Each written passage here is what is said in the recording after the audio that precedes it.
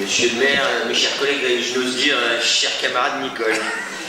Lors de l'examen de ce dossier en commission immobilier et bâtiment, j'ai demandé à avoir un état global des locaux mis à disposition des organisations syndicales par la ville de Lyon.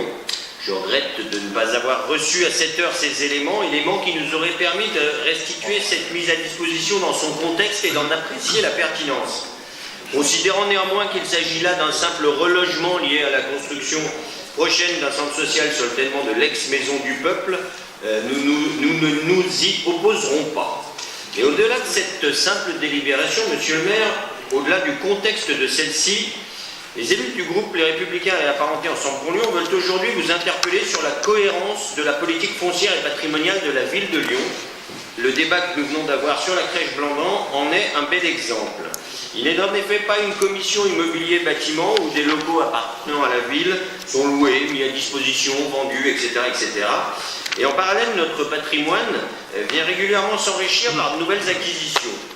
De même, et de façon plus prospective, de nombreux emplacements réservés apparaissent au PLUH et préfigurent une partie des investissements de demain, d'autres se faisant au fil de l'eau par les billets de préemption ou par des ventes de gré à gré.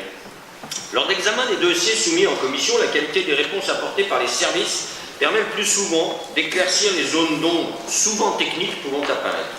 Je voulais à ce titre remercier l'ensemble des agents pour leur investissement au service des Lyonnais. Malheureusement, au-delà des réponses techniques, la justification politique de vos choix, la mise en perspective de ceux-ci laisse très souvent, trop souvent, à désirer. Il n'est plus l'heure de revenir aujourd'hui sur la vente du quartier Groslay, exemple emblématique s'il en est d'un mauvais choix politique, mais depuis 2014, des dossiers comme la vente de Serein, la fermeture puis la réouverture de l'école du docteur Crestin ou l'achat-revente de la Halle Girard démontrent si besoin que la pertinence de vos options laisse parfois à désirer. Monsieur le maire, la juxtaposition des dossiers ne permet pas d'appréhender la politique patrimoniale et foncière de notre ville de façon globale, et c'est notre rôle d'élu d'en apprécier la pertinence. C'est la raison pour laquelle nous vous proposerons, lors du prochain conseil municipal, la mise en place d'une mission d'information et d'évaluation portant sur la politique patrimoniale et foncière de la ville de Lyon, soutenue dans cette démarche par nos collègues du groupe UDI et apparentés que je tiens à remercier. Cette mission d'information et d'évaluation devra nous permettre de mieux appréhender les choix stratégiques de la ville de Lyon.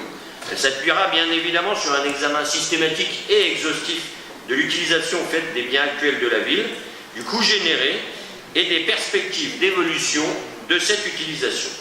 Elle pourra aussi s'intéresser aux perspectives d'évolution du patrimoine lui-même, tant en termes de vente qu'en termes d'acquisition.